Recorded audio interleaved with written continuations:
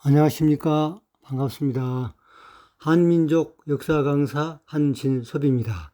이번 시간은 제43강 시간으로 신라의 세 번째 나라인 금알치의 계림국과 금알치를 통해서 찾게 되는 배달 한국과 태호복희 그리고 스키타이 훈족과 신나라에 대해서 알아보도록 하겠습니다.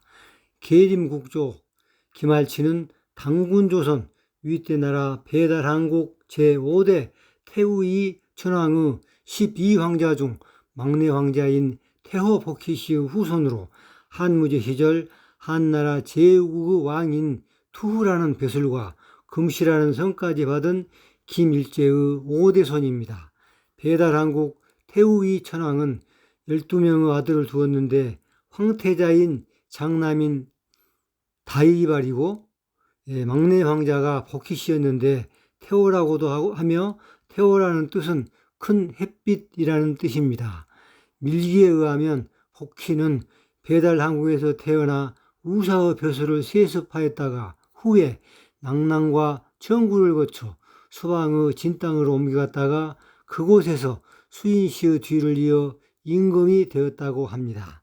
태호, 복희씨의 후손들은 풍선 지방에 살면서 풍씨를 성씨로 하였다가 시간이 흐르면서 그 후예들이 점점 번성하게 되자 8개의 성씨로 나누어지게 됩니다.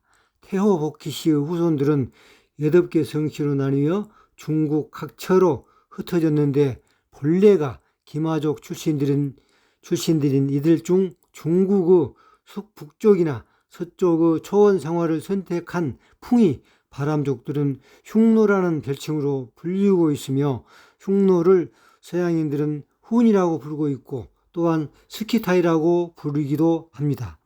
그러니까 풍이, 흉노, 훈, 스키타이는 태호복희씨의 후손들을 가리키는 다 같은 말입니다.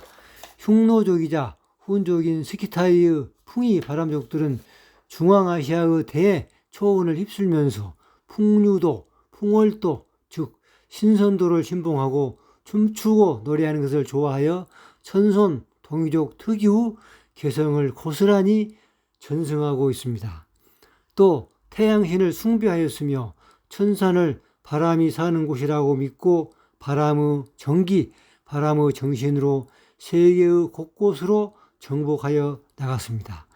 우리나라 제일 많은 성씨인 김씨를 역사상 최초로 성씨로 사용한 사람은 엉뚱하게도 중국인들에게 의하여 흉노로 더 잘 알려진 바람족의 후손인 휴도왕 금일제입니다.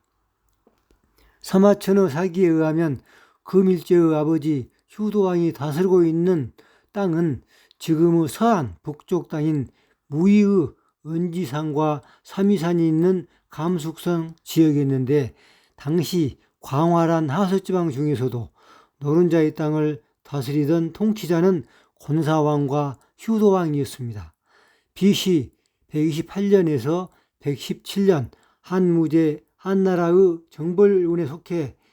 정벌군에 계속 밀리던 곤사왕은 흉노 제국의 천자인 선우의 질책이 두려워 금일제의 아버지인 휴도왕을 설득해서 투항하고자 하였으나 휴도왕은 투항하기를 거부하고 전쟁 준비를 하였습니다.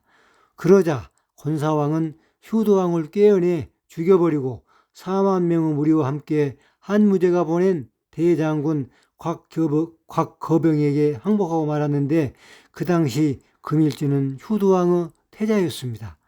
우여곡절 끝에 금일제는 한무제의 눈에 들어 한나라의 제후국 왕으로 투후라는 벼슬과 금씨라는 성씨까지 하사받고 가장 아끼는 신하가 되었으며 그 후 금일제의 후손들은 한나라의 제후국 왕 자격으로 5대손인 금성까지 7대왕에 걸쳐 궁중 안에서 막강한 세력을 떨쳤습니다.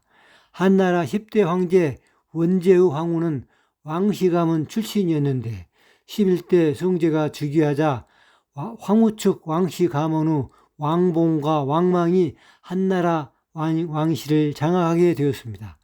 그런데 왕망은 금일제의 증손자인 금당의 어머니인 남대 부인의 언니 남편으로 금당에게는 이모부였습니다.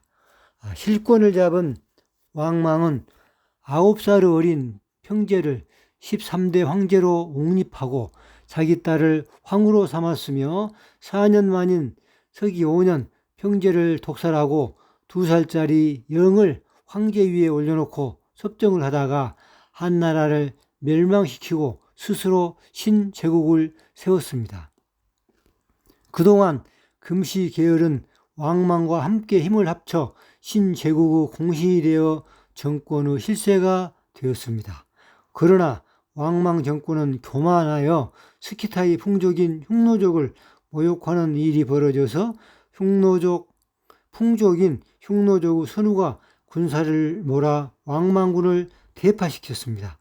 힘의 대결에서 밀리게 된 왕망은 고구려의 흉노를 제압해 주도록 하였는데 고구려가 오히려 신제국의 동북변을 침범하였으며 인근 국가들의 지속적인 침략과 위협 속에 불안한 나날을 보내던 중 전국에 흩어졌던 유씨들의 저항마저 불러일으켜 신제국은 불과 15년 만에 망하고 말았습니다.